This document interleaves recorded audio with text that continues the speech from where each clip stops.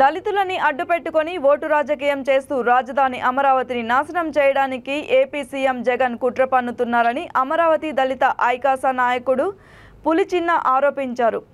ఈ కార్యక్రమంలో భాగంగా R5 జోన్కి వ్యతిరేకంగా ఉద్దండరాయునిపాలెం దీక్షా శిబిరం నుంచి అమరావతి శంకుస్థాపన స్థలం వరకు జగన్మోహన్ రెడ్డికి వ్యతిరేకంగా అమరావతి దళిత జేఏసీ నాయకుడు పులిచిన్న ఆధ్వర్యంలో నిరసన ర్యాలీ చేపట్టారు.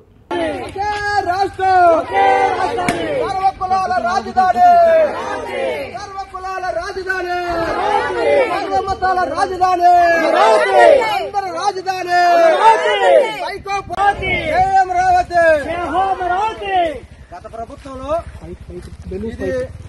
నరేంద్ర మోడీ గారు మరి ప్రతిపక్షాలు అధికార పక్షాలు రాజధానికి శంకుస్థాపన చేసిన ప్రదేశం ఇది. ఒకసారి మిత్రులారా చూడండి. ఈరోజు జగన్మోహన్ రెడ్డి గారు 4 సంవత్సరాలు అయిపోయినాక ఇక్కడ ఎడారి అన్నాడు, శ్మశానం అన్నాడు, ఉప్పు ప్రాంతం అన్నాడు. ఈరోజు సభ ఏర్పాటు చేశాడు.